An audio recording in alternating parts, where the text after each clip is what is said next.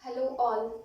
Today we will see about the back cross. In previous lecture we have studied the monohybrid cross, which is also known as the inheritance of the one gene with the help of the Pisum sativum, which is the botanical name of the garden pea plant. Mendel did the several crosses. Okay, one of the is the back cross. Okay, actually it is the back cross. Now if you will ask me that why this cross or the this type of cross is known as the back cross, because in the back cross Mendel did the cross of the F1 progeny with one of their parents. Okay, that means if you remember in the monohybrid cross, okay, what happened in the monohybrid cross? One capital T, one and one dot plant was there. That means capital T, that is crossed with the small t, and with the help of that in the F1 progeny, what we got, the homozygous tall plant. That means it is the F1 progeny, and these are the parents of their F1 progeny. Now in the back cross, we will do the cross of the F1 progeny with the pure tall plant, or the cross of F1 progeny with the pure dot plant. Okay, so let's start with the cross.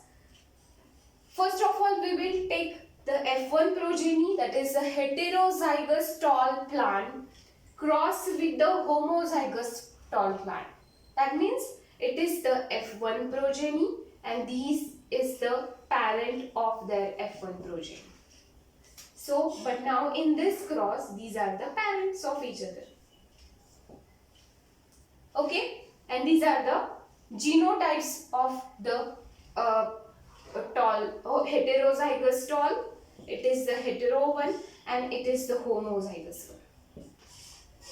Correct. Now with the help of the method of the Punnett square method, if we consider one is the male, one is the female, then what happened? Here the gamete will be formed. What will be the gamete is there? One capital T, one small t. Correct? Here what will happen? Both are the capital T, capital T. Now we will see that what will be the result in the by the method of the Punnett square. Capital T, it is the pure tall plant. Okay, here also the capital T and one small t, that is the heterozygous tall plant. Here again the capital T, that means the homozygous tall plant, and here what will happen? The capital T and the small t, that means it is the heterozygous tall plant. What will be the phenotypic ratio? Phenotypic ratio is means what? Phenotypic ratio, these are the 100% tall plant we got in the first back cross. And what if we calculate the genotype? Genotype is what? The half of the plants, they are the homozygous tall plant, that is the capital T, capital T. You can see here both are there. And in the second half, they are the heterozygous tall plant, that is the one capital T and the one small t. Okay, this is known as the back cross. What we did in the back cross, we did the crosses between the F1 progeny with one of their parents. Now we did this cross with pure tall plant. Now in next example, we will do the cross with the pure dot plant.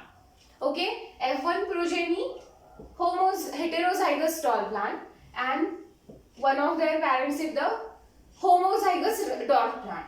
Okay, so here these are the parents here. Okay, this is known as the, what is that? This is the genotype, and this is called the phenotype.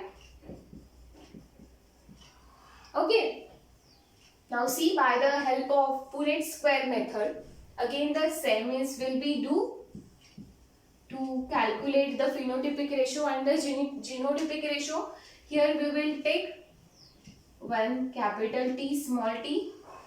Okay, gametes are formed. Now what happened here? Both are the small t, small t.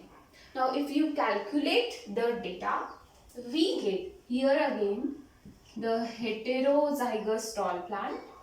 Okay, this is the tall, but these are the heterozygous because the genes are not similar to each other, they are the dissimilar one. Okay, then here also the heterozygous tall plant. Now I think there is no need to every time I will tell you that either they are the heterozygous or they are the homozygous, because you understand very well, if the capital T is there, that means this is a 100% homozygous is there, and if one dominant and one recessive is there, that means dominant character will express, that means these are the heterozygous dominant character will be there. Here again small t, and here again small t. That means this is again the dwarf,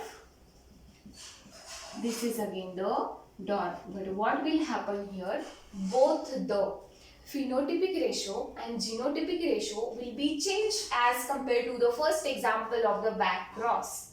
Okay, so here what happened? The phenotypic ratio was the 100% tall plant because recessive character was not there. Okay, but what is here now? Here the recessive character is present and it will be expressed. Okay, why? Because we are crossing the F1 progeny with one of their parents with the recessive characters. So because of that, if we calculate the phenotypic ratio is what?